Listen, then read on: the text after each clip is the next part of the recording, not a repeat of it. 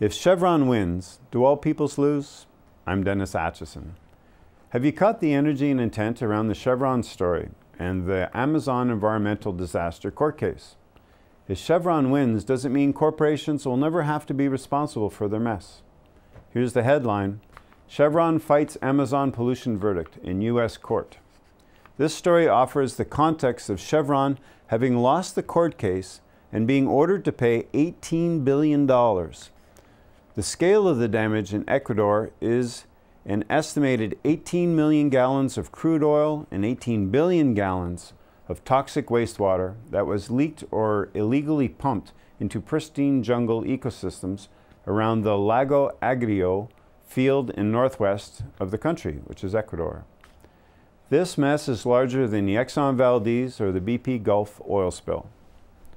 The $230 billion corporation's response to this verdict is to sue the lawyer and the two claimants, acting on behalf of 30,000 people, of bribery and racketeering, using legislation intended for mobsters and mafia. Indigenous villagers as racketeers? A blogger-writer for Amazon Watch, Kevin Koenig, puts it this way. Here's the headline: Chevron sues rainforest communities it contaminated. And he quotes, "Have you heard of Hugo Camacho or Javier Piaget? They're not exactly household names, or gangster names for that matter. And that's because one's a campesino farmer that makes about $200 a month growing cacao. The other is a leader of the Secoya Indigenous people, and both are from the rainforest of Ecuador's Amazon. Their crime? Suing the second largest oil company for the worst oil-related environmental disaster on the planet. And winning."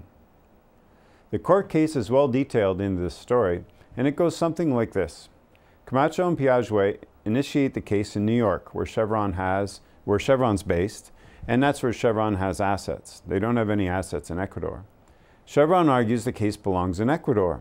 The U.S. judge remands the case to Ecuador and binds Chevron to abide by the Ecuadorian decision. Camacho and Piaget win. But it turns out when the case was remanded to Ecuador, there was a catch. Chevron would not have to abide by the decision if there was any fraud. Now, Chevron is suing Camacho and Piaget, claiming that they and their lawyer bribed the Ecuador judge. Now, we're going to take this story from another perspective, from a business perspective. And here was this headline: Final stage of Chevron's litigation battle renews focus on its stock, with the focus mainly on stock value and financial risk. Quote, "But Chevron has long committed to fighting the Ecuadorian judgment indefinitely. John Watson, Chevron CEO, has taken it personally. Whenever you raise it, his face gets red. Interesting, the CEO takes it personally. Probably much like Indigenous people take it personally, you think? There's no mention of cleaning any of the contamination or restoring as best possible the land. If nothing else is clear, there's lots of money for the fight. Imagine if all those resources worked towards a solution. Be good, have fun, love each other."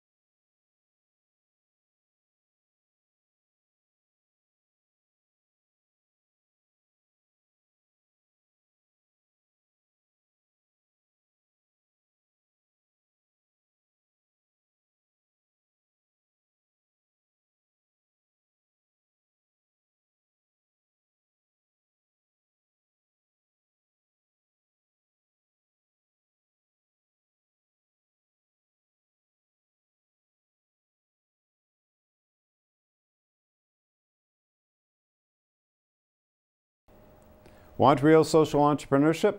Have the private sector pay their own way. I'm Dennis Atchison. Do you ever wonder why the economy never gets better, despite all the resources and energy devoted to its well-being? If we keep coming to the wrong conclusions, maybe we need to check the premise. There is some buzz in media circles focused on Atlantic Canada's burgeoning technology industry, and rightly so. Money and talent drive East Coast business revival. That's the headline. Jerry Pond, founder of the Pond Deshpande Centre, offers, quote, investors are now eager to know what Atlantic Canada has to offer, and has created a renewed boost of confidence in the region. Success brings success. Okay, let's follow Mr. Pond's money talk.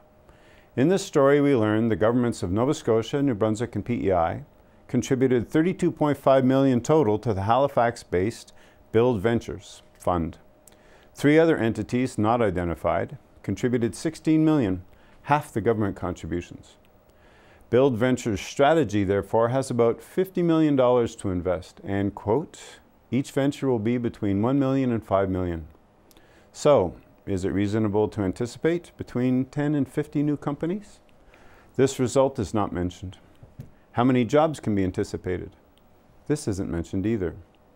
Is this a smart business deal, using public money, put in twice as much money as the private sector, who claimed they needed it, and with little or no real sense of the return? Given there is much pressure on governments to get rid of their deficits and debts, is this a priority, given the amount of private sector wealth for this sort of venture? Quote, Mr. Pond's earlier bet on a young Radian 6 paid a handsome cash out when the Fredericton-based company was sold to Salesforce.com in 2011 for $276 million US in cash and $50 million in stock. The multi-million dollar sale of another New Brunswick company, Q1 Labs, to IBM, as well as Nova Scotia-based Go Instant to Salesforce.com, soon followed. The nearly $1 billion proceeds from these exit deals created international headlines for the region and roughly 50 millionaires. End of quote. There's no backstory information provided on the public sector contribution to the Radian 6 or Q1 Labs cash out. But the message is this cash out is the measure of success. As Mr. Pond stated, success brings success. So a question emerges. Is success measured by the creation of 50 millionaires? Yes, Radian 6 cashed out to Salesforce, who then laid off 100 people, and about 2 years later, laid off another 200 people. So little New Brunswick has 300 people out of work and a handful of new millionaires. Success brings success? Good question. To add more weight to this theme, here are other stories. Headlines: Irving ramps up for Halifax shipyard contract. Banks got $114 billion from governments during the recession. Canadian banks' bottom line bonanza. In the Irving story, we learn of the $300 million in shipyard upgrades, which is great. $260 million of which comes from a small government under pressure to reduce debt and deficit. But consider this, quote, number 3 of the top 10 richest Canadians is J.K., Arthur, and the late John Irving, worth $8.07 billion. This is from the 2012 Canadian Business publication. In the banks story, we learned banks got $114 billion from governments during the 2009 financial mess. Remember how that mess was caused, by the way. Now consider recent media reports. 4 of the big 6 banks, Bank of Montreal, National Bank of Canada, Canadian Imperial Bank of Commerce, and the Royal Bank of Canada, reported their best ever quarterly profits in the 3 months ending in July 1st of this year. Best ever quarterly profits. That's year over year over year. What would a new economy look like where governments used its funds for the good of people and business used its funds for the good of business? And both of them had an eye to the overall well-being of a community. Clearly, we need a new narrative on what is considered social entrepreneurship, access to private funding for private ventures, and a new definition of success much greater than the cash-out value. That's it for today. Be good, have fun, and love each other.